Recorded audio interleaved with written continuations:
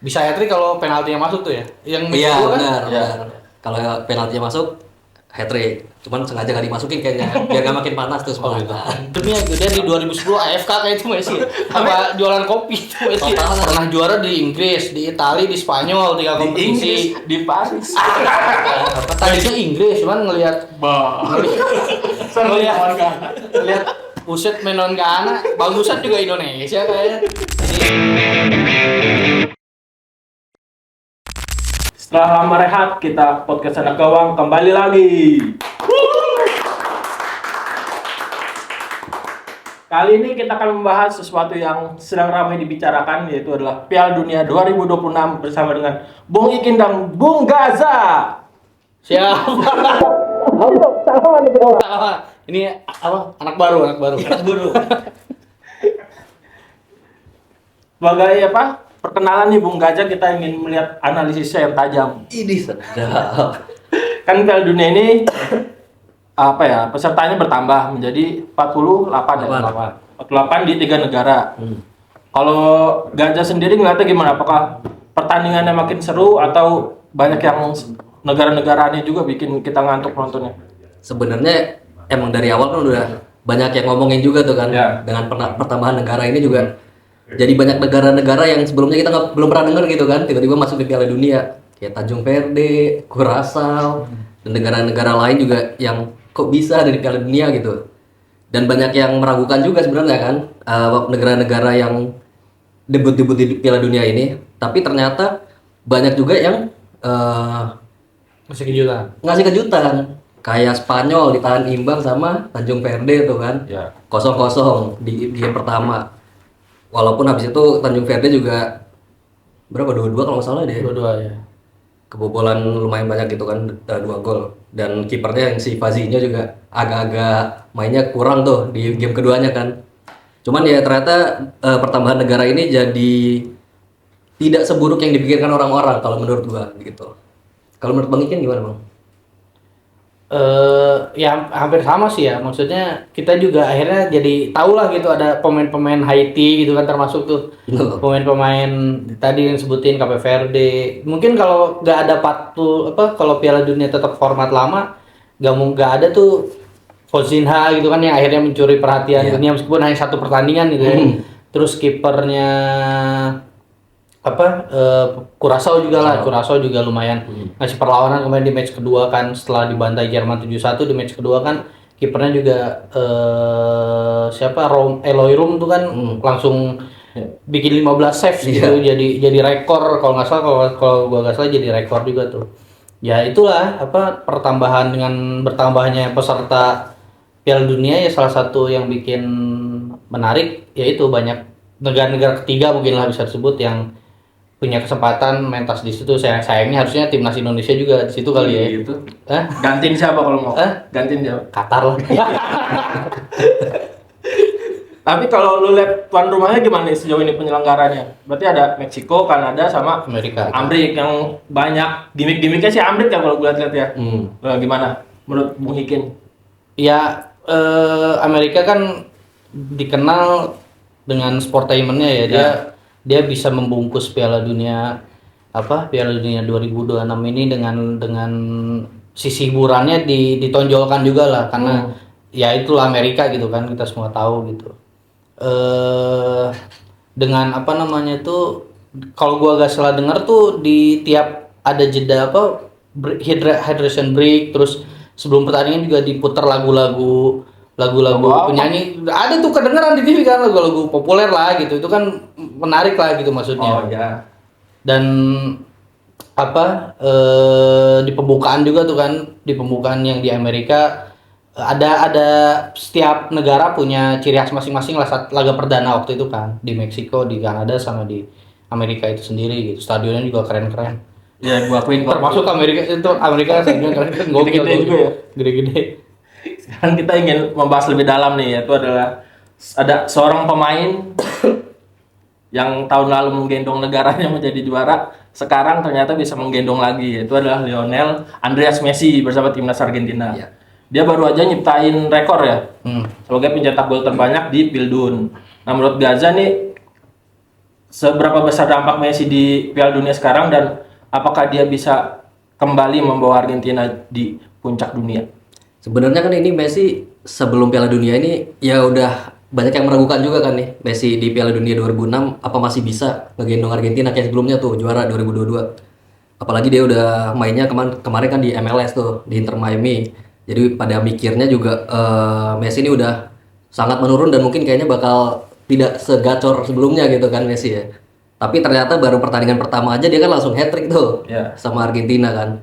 Dan hat-tricknya itu langsung menyamai golnya Klose. Hat-trick yang bikin sebelah panas. Iya. Sebelah mana tuh?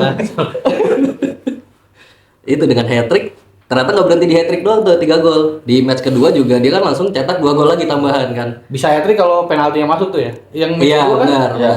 Kalau penaltinya masuk hat-trick. Cuman sengaja nggak dimasukin kayaknya biar nggak makin panas tuh kalau gitu.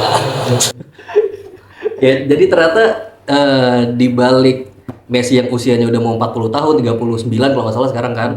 Terus mainnya di MLS, di Inter Miami sekarang. Ternyata di panggung sepak bola terbesar pun dia masih bisa menunjukkan kualitasnya dia gitu. Dengan mimpin Argentina sekarang jadi juru kunci, juara grupnya di Piala Dunia kan. Jadi ya ternyata masih bertaji lah Messi ini. Bertaji. Ini selama Gaza menjelaskan Ikin kayaknya udah panas nih untuk membela junjungannya, yaitu adalah Cristiano Ronaldo. Gue gak minta lu pendapat soal Messi, tapi gue minta lu bagus-bagusin Ronaldo. Padahal gue mau komen Messi dulu nih. Gak bagus-bagusin dulu Ronaldo. Apa bagusnya Ronaldo di Piala Dunia kali ini setelah mencetak 2 gol ya? Ya Ronaldo kan apa namanya tuh ya hampir sama, kalau secara kompetitif mungkin hampir sama kayak Messi ya. Dia berapa musim? Dia 4 musim ya, 2000 kalau nggak salah, dari sejak pindah dari MU lah pokoknya kan dia langsung pindah ke Liga Arab kan, yang juga ya meskipun sekarang udah banyak pemain-pemain dari Eropa tapi kan tingkat kompetitifnya mungkin ya beda lah saat dia di Inggris atau di Italia atau di Spanyol gitu kan. Tapi ya meskipun memang di laga pertama sempat ya headline di mana-mana lah gitu. Apalagi sebelahnya hat-trick, tapi yang ini malah melempem gitu kan. Bahkan kalau nggak salah nggak nyiptain satu shoot pun kalau nggak salah gitu ya di pertandingan lawan Kongo gitu kan. Dari situ akhirnya ya udah ya Ronaldo jadi sasaran kritik segala macam lah. Bahkan yang lebih lucu ya fans-fans yang menurut gua terlalu berlebihan juga ya, yang sampai nyerang pemain-pemain Portugal gitu. Pacarnya apalagi? Iya, pacarnya João Neves kalau nggak salah ya. Sampai diserang itu menurut gua ya offside lah gitu. Maksudnya yang nggak gitu, tapi yang gua salut sih akhirnya Ronaldo juga ngasih statement bahwa statement lewat foto, tapi ya bahwa ya Portugal baik-baik aja gitu kan, nggak ada lah pencitraan kan? Enggak lah, tidak ada perpecahan di timnas Portugal. Dan ya akhirnya terbukti di match kedua Ronaldo bisa menjawab kritik itu dengan 2 gol.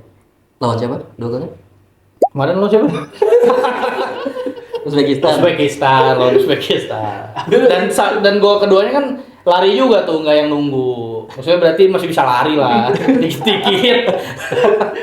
Ini nggak Messi begitu dipuja-puja. Terus nih kalau gue lihat ya, kayaknya timnya Messi itu kayak semuanya tuh buat Messi, terus santai, nyanyi-nyanyi bahkan di ini. Ya itu mah kalau kata gue sih kita juga susah membuktikannya gitu ya. Maksudnya itu kan framing. Tadi foto belum framing lu. Messi lu. Enggak, maksudnya ada video. Enggak, maksudnya kan ya kita juga kan hanya bisa menerka-nerka bahwa skuad Argentina mendukung penuh Messi dengan Portugal. Enggak, buktinya kan Ronaldo habis cetak gol semua Portugal meluk. Itu kan artinya ya nggak ada apa-apa, bro.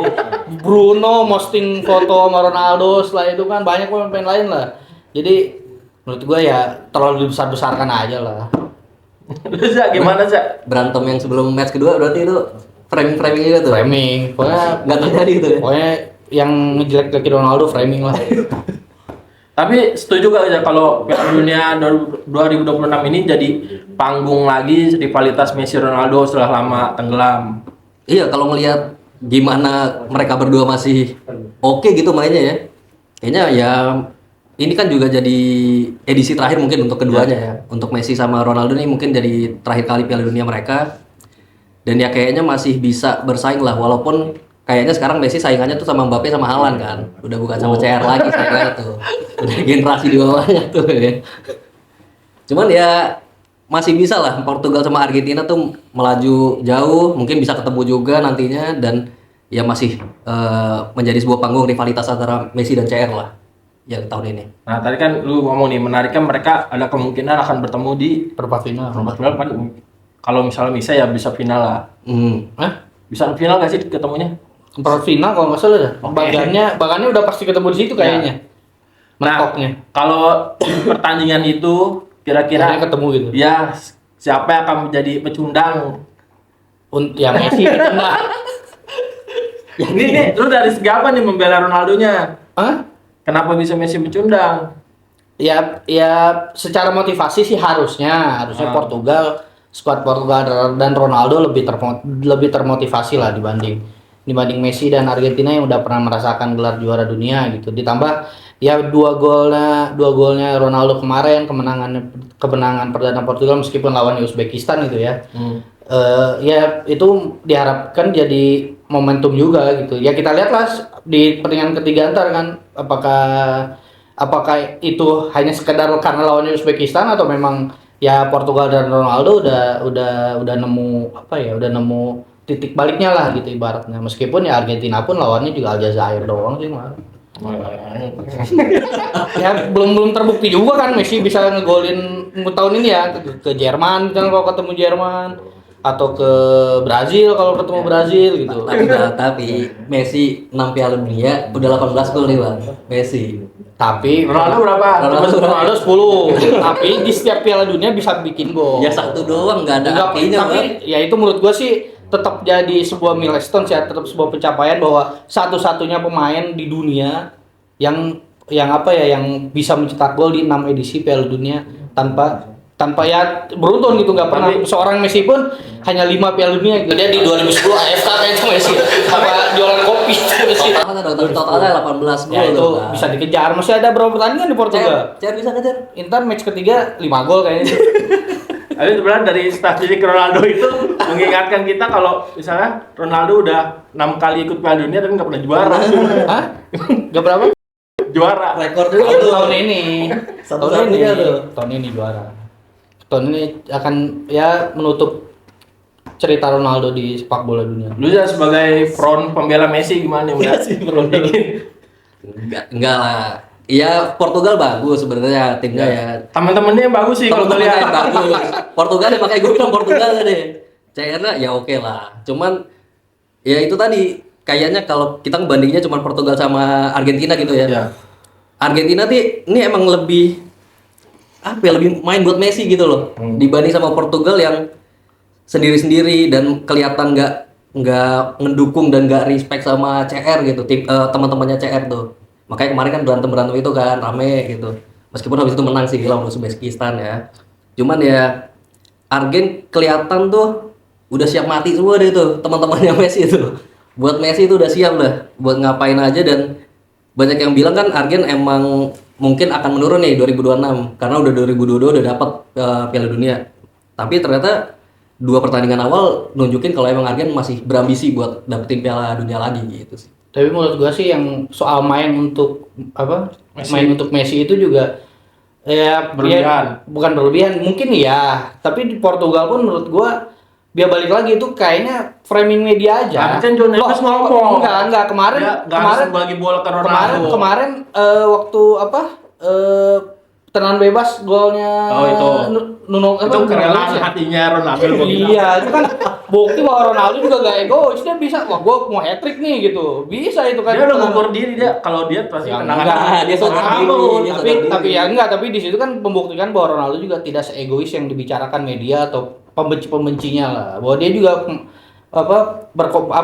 dia juga berkorban buat Portugal lah, dia nggak ini dirinya sendiri lah gitu untuk bermain untuk dirinya enggak juga. Coba kalau gue tanya, andai kata Ronaldo nggak dimainin dari awal, penggantinya siapa? Apa harus dimainin tetap? Mainin Biar apa? Takut-takutin lawan. biar golin. Dengan Rafael Leao nggak?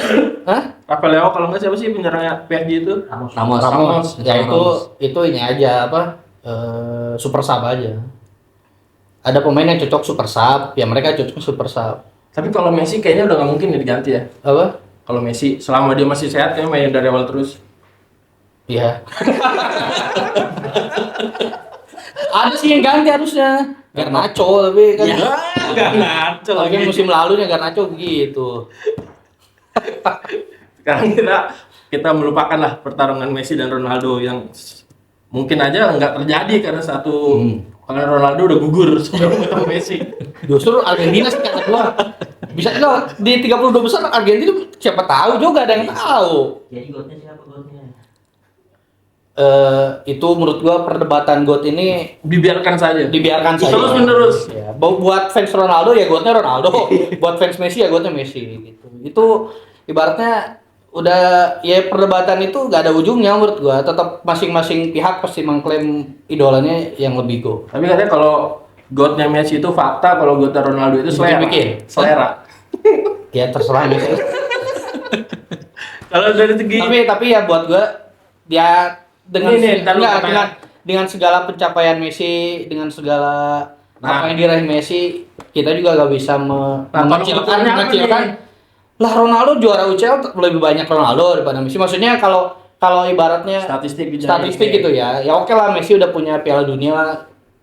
Tapi kan ada beberapa hal yang juga gak bisa dicapai Gol Messi. 1000. Gak bisa dicapai Messi tapi bisa dicapai Ronaldo gitu. Ronaldo top skor sepanjang masa pemain sepak bola internasional pria gitu, top skor. 100 berapa? Lupa kan gua. 150 ya. Apa sih?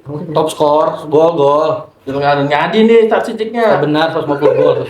Enggak deh, udah 1000 gol udah gitu aja. Enggak internasional di timnas, Oh. Di timnas 150 gol gitu. Jadi ya gelar UCL paling banyak, gitu, lebih banyak dari Messi. Pernah juara di Inggris, di Italia, di Spanyol, 3 Di kompetisi. Inggris, di Paris. Messi kan juara di Spanyol doang. Paris ada gila. Enggak maksudnya ya Prancis Liga Petani, Bos. Iya. Jadi yang maksud gua masing-masing ada pencapaian yang nggak bisa dicapai oleh rivalnya lah gitu. Tapi ya Piala Dunia siapa tahu Ronaldo dapat. Nah, selain Argentina dan di Portugal, siapa nih kira-kira yang lu lihat dari babak grup ini penampilannya meyakinkan? Satu negara. Coba dulu. Nggak boleh sama. Gua Prancis. Lah ngeliat yang bagus-bagus saya pemainnya.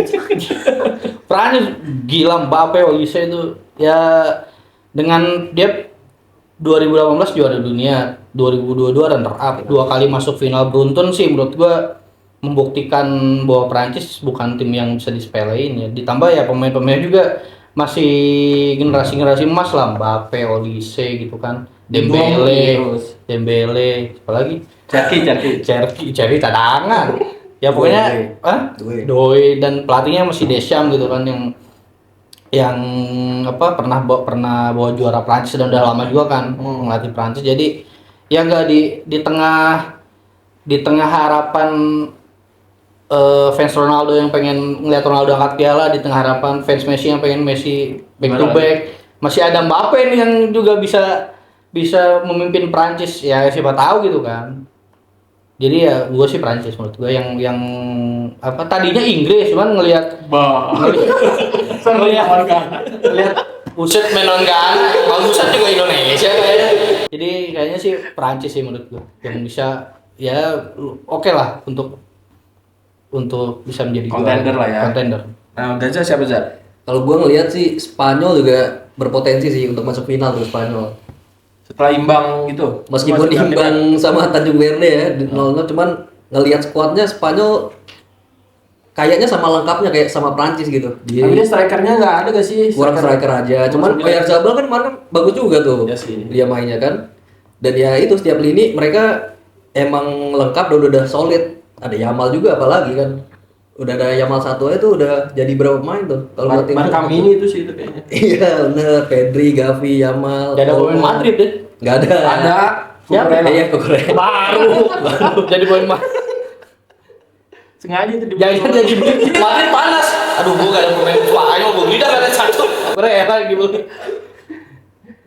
Kalau Jerman sama Brazil gimana kelihatannya? Brazil sih setelah ditahan Maroko terus menang lawan Haiti terus tadi juga menang lawan Skotlandia sih grafiknya gue lihat sih lumayan ya. Vinicius sudah 5 gol lagi kan nyamain si God itu tuh. Jadi ya Brazil juga ya kita juga nggak bisa mengesampingkan Brazil yang udah 5 kali juara dunia lah. Brazil ya tetap Brazil gitu dengan meskipun banyak orang yang bilang bahwa Brazil mainnya udah gak seindah dulu lah waktu zaman Ronaldo, Rivaldo, Ronaldinho segala macam, tapi ya balik lagi kita nggak bisa mengesampingkan fakta bahwa Brazil adalah sampai saat ini adalah tim dengan raihan gelar Piala Dunia terbanyak gitu. Jadi Brazil tetap harus diperhitungkan. Apalagi Neymar juga udah comeback tadi kan, Neymar juga pasti mungkin juga ini jadi Piala Dunia terakhir dia ya, mungkin dia juga sama nafsunya kayak Ronaldo mungkin pengen juara juga gitu. Jadi ya Brazil juga menurut gua layak di ya contender lah. Jerman gimana Jerman nggak? Menambahin dikit tadi kalau Brazil cuman agak kurang meyakinkannya karena ada minusnya Rafinha kan cedera dia kan. Oh iya. Rafinha kalau nggak salah sampai Gugur ya? nggak bisa ikut kan dia. Apa akhir gua Kemarin sih baca di Bola Skor dia sih sejauh ini sih katanya cederanya masih sampai fase gugur doang. Jadi karena itu belum dicoret kan, maksudnya dia masih ngejalanin recovery di Amerika, tapi ya dilihat lah kondisinya, mungkin dipantau terus setiap hari. Katanya sih diharapkan di fase gugur udah bisa main. Jadi kita lihat aja update-nya nanti. Ya kehilangan lumayan besar juga kan. Rafinha kan pemain yang bagus banget musim ini juga di Barca mainnya bagus banget dia. Tanpa Rafinha ya kayaknya agak ada minusnya dikit lah kalau Brazil tuh. Jerman sebenarnya oke sih secara squad oke, cuman justru yang menonjol di Piala Dunia 2026 sejauh ini dari Jerman pemain-pemain yang namanya tidak bukan yang bintang-bintang kan. Dennis Undav tiba-tiba bersinar, terus ada tengahnya Felix Nmecha bersinar juga dia. Meskipun ya sayangnya juga Jerman ada pemain yang cedera ya, Nico Schlotterbeck kan cedera tuh dia. Jadi ada minusnya juga kalau Jerman, dan kayaknya kalau kita bandingkannya sama Prancis dan Spanyol masih agak susah sih kalau Jerman ya menurut gua. Tapi Jerman juga hitungannya spesialis turnamen lah ya. Dia maksudnya meskipun di 2018 pulang disingkirkan oleh pelatih baru Persija. tapi ya Jerman terkenal juga ya tim diesel itu kan yang telat panas itu. Jadi menarik juga menunggu kiprahnya Jerman ini akan sejauh mana gitu.